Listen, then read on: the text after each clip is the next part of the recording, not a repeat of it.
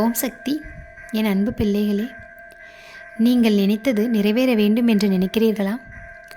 உங்கள் மனதில் உள்ள ஆசைகள் அத்தனையும் நிச்சயமாக உங்களுக்கு வேண்டும் என்று நினைக்கிறீர்களா?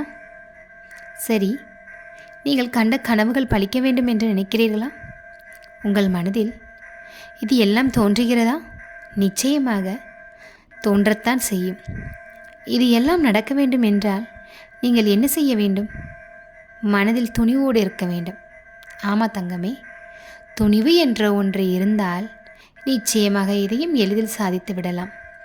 துணிச்சல் உள்ளவனுக்கு துன்பமே வாழ்க்கையில் கிடையாது. துணிச்சல் இல்லாதவனுக்கு வாழ்க்கையில் இன்பமே கிடையாது. புரிந்து கொண்டால் உங்கள் வாழ்க்கை உங்களுக்கு பிடித்த மாதிரி இருக்கும். புரியவில்லை என்றால் உங்கள் வாழ்க்கை உங்களுக்கு பிடிக்காத மாதிரி மட்டும்தான் இருக்கும். ஒவ்வொரு நாளும் அம்மா சொல்வதை கேட்டு கேட்டு அதனை நீங்கள் பயன்படுத்துகிறீர்களா என்று யோசித்து பாருங்கள். நிச்சயமாக இல்லை. ஒவ்வொரு நாளும் நான் சொல்வதை கேட்பீர்கள், ஆனால் அதை அன்றைக்கே மறந்து விடுவீர்கள். அதற்கு பிறகு எப்பொழுதும் போல உங்கள் மனதில் என்ன தோன்றுகிறதோ அதைத்தான் செய்து கொண்டிருக்கிறீர்கள். நானும் ஒவ்வொரு நாளும் உங்களிடம் வந்து பேசிக்கொண்டுதான் இருக்கின்றேன். ஒரு நாளாவது உங்கள் சமயபுர அம்மா நான் சொல்வதை வாழ்க்கையில் நீங்கள் பயன்படுத்தினால் நிச்சயமாக வெற்றியை அடைய முடியும். ஆனால் நீங்களோ நான் சொல்வதை முழுமையாக கேட்கக்கூட உங்களுக்கு நேரம் இல்லை என்று நீங்களே நினைத்து கொண்டு பாதியிலே கேட்பதை நிறுத்தி விடுவது, இல்லை என்றால் பாதியை தாண்டி கேட்பது, இப்படித்தான் ஒவ்வொரு நாளும் செய்து கொண்டிருக்கிறீர்கள். அப்படியே முழுமையாக கேட்டாலும் அன்றைக்கே இந்த காதில் வாங்கி அந்த காதில் விட்டுவிட்டு அதனை மறந்துவிட்டு உங்கள் வாழ்க்கையில் எப்பொழுதும் போல தைரியத்தை இழந்து பயத்துடன் வாழ்ந்து கொண்டிருக்கிறீர்கள். இப்படி வாழ்ந்தால் எப்படி வாழ்க்கையில் முன்னேறுவது பிள்ளைகளே?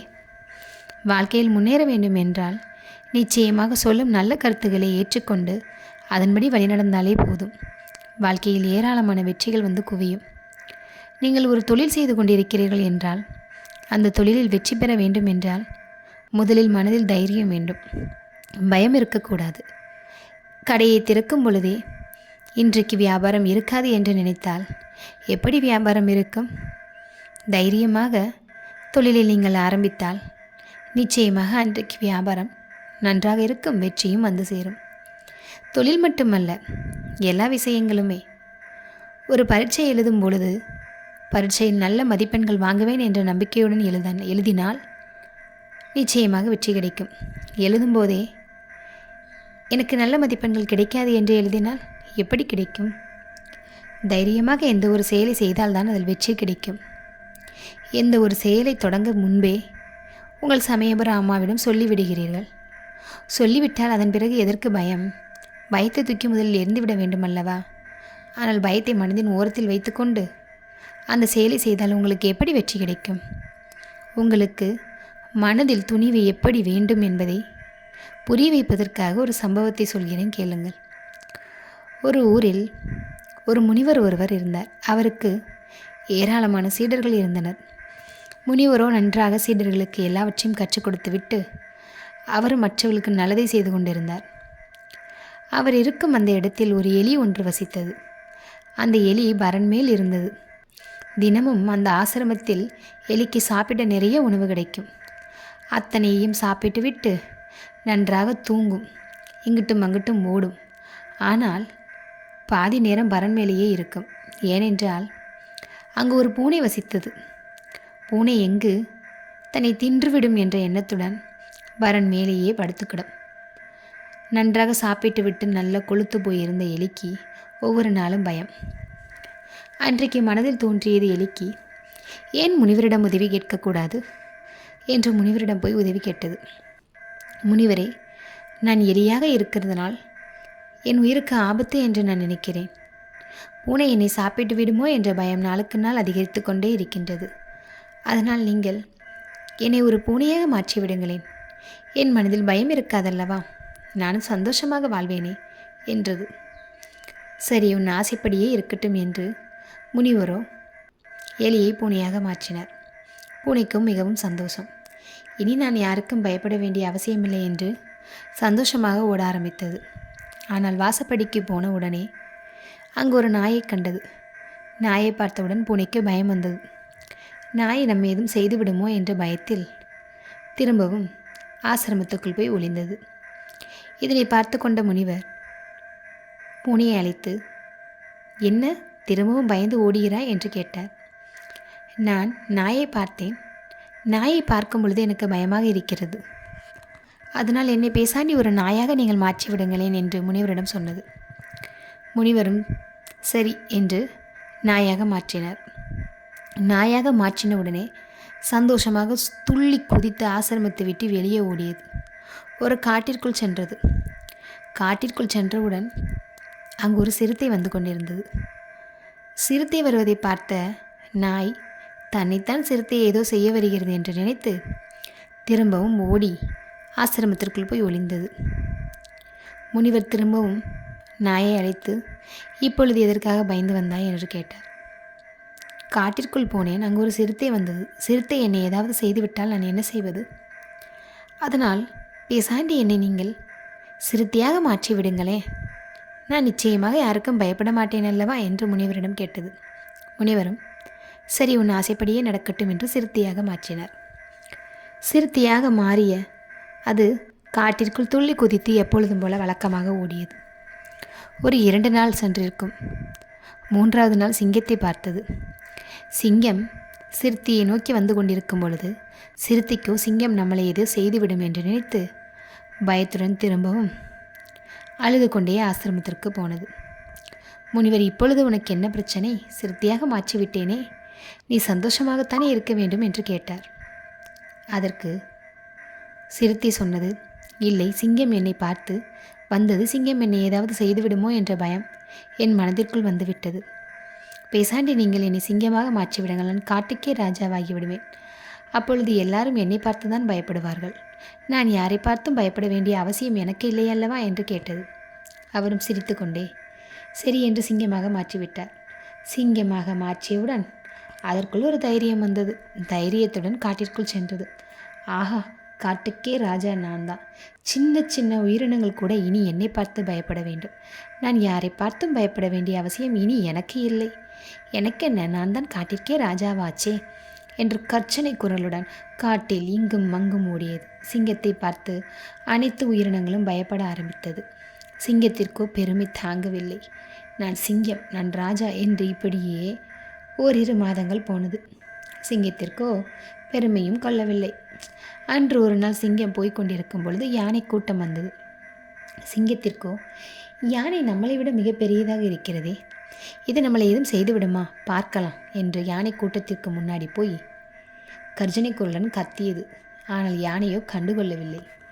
என்னடா இது, நம்மளை பார்த்து கண்டுகொள்ளவில்லையே, அப்போ இது நம்மளை பார்த்து பயப்படாதா என்ன என்று திரும்பவும் பக்கத்தில் போய் கர்ஜனை செய்ய ஆரம்பித்தது. யானை கூட்டத்தில் உள்ள யானைகள் அனைத்தும் சிங்கத்தை விரட்ட ஆரம்பித்தது. சிங்கத்திற்கோ பயம் வந்து விட்டது. திரும்பவும் வழக்கம் போல ஓடி வந்தது ஆசிரமத்திற்கு. முனிவர் கேட்டார், என்ன ராஜா, காட்டிற்கே ராஜா அல்லவா, இப்பொழுது பயமில்லை அல்லவா? உன்னை பார்த்துதான் அனைவரும் பயப்படித்தானே, சந்தோஷமாக இருக்கிறாயா என்று கேட்டார். நீங்கள் வேற முனிவரே, சிங்கமாக மாறிவிட்டேன், பயமில்லை என்று நினைத்தால் யானை கூட்டம் என்னை விரட்டி கொண்டு வருகிறது. எனக்கு இப்பொழுதும் பயம்தான், நான் என்னதான் செய்வது என்று கேட்டார். அதற்கு அவர் சொன்னார், நீ சிங்கமாக இருந்தாலும் சரி, எலியாக இருந்தாலும் சரி, உன் மனதில் பயம் இருக்கும் வரை வாழ்க்கையில் உனக்கு நிம்மதி இருக்காது. எப்பொழுது பயத்தை தூக்கி எறிந்துவிட்டு சந்தோஷமாக வாழ்கிறாயோ அப்பொழுதுதான் உனக்கு நிம்மதி கிடைக்கும். எந்த உயிராக இருந்தாலும் ஒரு நாள் இந்த உலகத்தை விட்டு பிரிந்து போகத்தான் வேண்டும். அது எலியாக இருந்தாலும் சரி, சிறுத்தையாக இருந்தாலும் சரி, நாயாக இருந்தாலும் சரி, யானையாக இருந்தாலும் சரி, மனிதனாக இருந்தாலும் சரி, உயிருக்கு நிச்சயமாக உத்தரவாதம் கிடையாது. இந்த உலகத்தில் வாழ்ந்து கொண்டு அதாக மாறினால் எனக்கு பயம் இருக்காது, இதாக மாறினால் எனக்கு பயம் இருக்காது என்று நினைத்து கொண்டு நீயே உன் மனதில் தைரியத்தை இழந்துவிட்டு துணிவு இல்லாமல் வாழ்ந்தால் எப்படி உனக்கு நிம்மதி கிடைக்கும் என்று முனிவர் சொன்னார். இனிமேலாவது பயத்தை தூக்கி எறிந்து விட வேண்டும். அப்படி இருந்தால் நீ எலியாக இருந்தால் கூட உனக்கு பிரச்சனை கிடையாது. துணிவாக நடந்து கொண்டால் நிச்சயமாக உன் வாழ்க்கையில் வெற்றிதான் என்று முனிவர் சிங்கத்திடம் சொன்னார். இதனை நீங்கள் கேட்டுக்கொண்டு தானே இருக்கிறீர்கள். உங்களுக்கு என்ன புரிகிறது நான் சொல்வதிலிருந்து? வாழ்க்கையில் ஏழையாக இருந்தாலும் சரி, பணக்காரனாக இருந்தாலும் சரி, அவர்களுக்கென்று ஒரு கவலைகள் இருக்கத்தான் செய்யும். ஆனால் அந்த கவலைகளை நினைக்கக்கூடாது. ஆபத்துக்கள் அனைவருமே சந்தித்து தான் ஆக வேண்டும். அனைவருக்குமே ஆபத்து வரத்தான் செய்யும். ஆனால் அந்த ஆபத்தை கண்டு அஞ்சக்கூடாது. மனதில் துணிவோடு போராட வேண்டும். எந்த ஆபத்து வந்தாலும் நம்மளை என்ன செய்துவிடும் என்ற மனதில் துணிச்சலை நீங்கள் தான் ஏற்படுத்தி கொள்ள வேண்டும். அந்த துணிச்சல் இருந்தால், ஒவ்வொரு நாளும் துணிவோடு போராடினால், வாழ்க்கையில் எதற்கு பயம்? வாழ்க்கையில் என்ன நடந்துவிடும் நம்மளை மீறி என்று நீங்கள் நிச்சயமாக முன்னேறி பாருங்கள். வாழ்க்கையில் முன்னேற்றம் கிடைக்கும். அதை விட்டு எப்பொழுது பாரு, இதை செய்தால் பயம், அதை செய்தால் பயம், இதை செய்தால் என்ன நடந்து விடுமோ, அதை செய்தால் என்ன நடந்து விடுமோ, அம்மா எனக்கு ஒரு நல்ல வழியை சொல்லுங்கள், நான் நினைத்தது நிறைவேறுமா என்று ஒவ்வொரு நாளும் பயம் பயம் பயம். பயம் இருந்தால் வாழ்க்கையில் நிச்சயமாக உங்களால் ஒரு நாள் கூட முன்னேற முடியாது. பயத்துடன் வாழ்ந்தால் இனிமேலாவது பயத்தை தூக்கி எறிந்து விடுங்கள். துணிவோடு இருந்தால் துக்கம் கிடையாது. துணிவோடு இருந்தால் வாழ்க்கையில் வெற்றி கிடைக்கும். போராடினால் போராட்டத்திற்கு முடிவு கிடைக்கும். போராடவில்லை என்றால் போராட்டத்திற்கு முடிவு எப்படி கிடைக்கும்? என் பிள்ளைகள் அல்லவா நீங்கள்? எப்பொழுதும் தைரியமாகத்தானே இருக்க வேண்டும். பயம் எதற்காக உங்களை வாட்டி வதைக்கிறது? உங்கள் சமயபுர அம்மாவின் பிள்ளையாக இருந்துவிட்டு எப்பொழுதுமே எதையாவது நினைத்து கவலைப்பட்டு கொண்டிருந்தால் எப்படி தங்கமே வாழ்க்கையில் முன்னேற முடியும்? இனிமேலாவது துணிச்சலோடு வாழ பழகிக் கொள்ளுங்கள். துணிச்சலோடு வாழ்ந்தால் உங்கள் வாழ்க்கையில் நினைத்தது யாவுமே ஜெயமாகும். நானும் உங்களோடு தானே இருக்கின்றேன். என்னுடைய ஆசீர்வாதமும் உங்களுக்கு பரிபூர்ணமாக கிடைக்கிறதல்லவா? இனிமேலாவது என் பிள்ளைகள் என்ன செய்தாலும் சரி, ஏது செய்தாலும் சரி, எப்படி இருந்தாலும் சரி, எந்த சூழ்நிலையில் வாழ்ந்தாலும் சரி, அதனை தைரியத்தோடு நீங்கள் வரவேற்றுக் கொள்ளுங்கள். அப்பொழுதுதான் உங்கள் வாழ்க்கையில் எப்பொழுதுமே நீங்கள் நினைத்தது, உங்கள் கனவுகள் அனைத்தும் நிச்சயமாக நிறைவேறும். வெற்றியை நோக்கி செல்லுங்கள் பிள்ளைகளே. வெற்றி உங்கள் பக்கத்திலே இருக்கிறது. அந்த வெற்றியை அடைவதற்கு நீங்கள் தான் போராடி ஜெயிக்க வேண்டும். உங்களுக்கு மட்டுமே சொந்தமான வெற்றியை எப்பொழுதும் எதற்காகவும் பயத்தால் இழந்து விடாதீர்கள். துணிவோடு இருங்கள். வாழ்வில் நிச்சயமாக உங்களுக்கு யாவுமே வெற்றியாக மட்டுமே இருக்கும். ஓம் சக்தி, ஓம் பராசக்தி.